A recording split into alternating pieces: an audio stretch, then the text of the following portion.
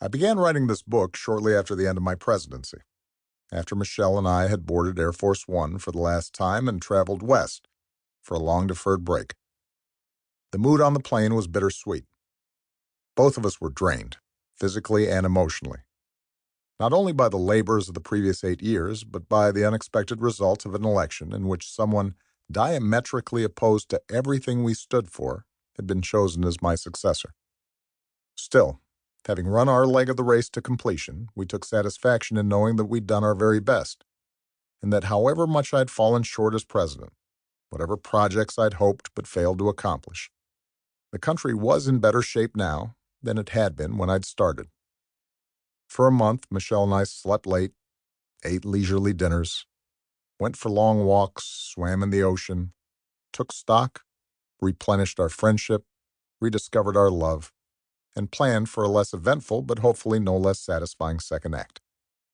And by the time I was ready to get back to work and sat down with a pen and yellow pad, I still like writing things out in longhand, finding that a computer gives even my roughest drafts too smooth a gloss and lends half-baked thoughts the mask of tidiness. I had a clear outline of the book in my head. First and foremost, I hoped to give an honest rendering of my time in office.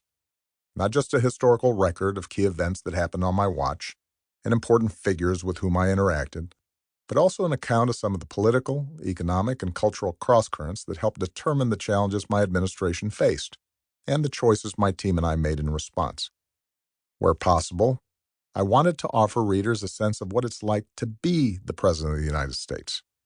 I wanted to pull the curtain back a bit and remind people that, for all its power and pomp, the presidency is still just a job, and our federal government is a human enterprise like any other. And the men and women who work in the White House experience the same daily mix of satisfaction, disappointment, office friction, screw-ups, and small triumphs as the rest of their fellow citizens. Finally, I wanted to tell a more personal story that might inspire young people considering a life of public service. How my career in politics really started with a search for a place to fit in, a way to explain the different strands of my mixed-up heritage, and how it was only by hitching my wagon to something larger than myself that I was ultimately able to locate a community and purpose for my life.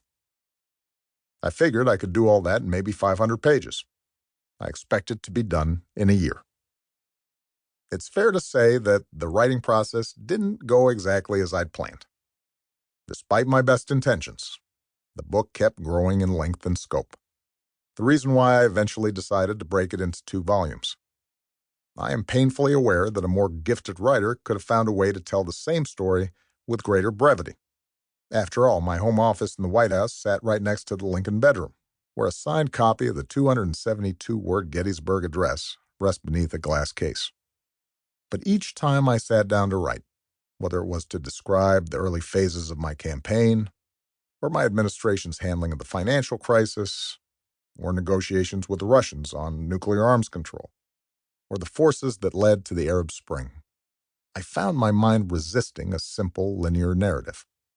Often I felt obliged to provide context for the decisions I and others had made, and I didn't want to relegate that background to footnotes or endnotes. I hate footnotes and endnotes.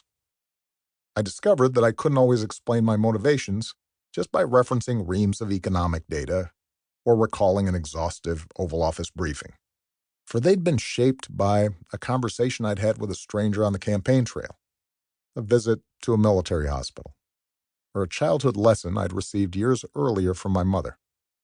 Repeatedly, my memories would toss up seemingly incidental details, trying to find a discreet location to grab an evening's smoke, my staff and I having a laugh while playing cards aboard Air Force One, that captured, in a way the public record never could, my lived experience during the 8 years I spent in the White House.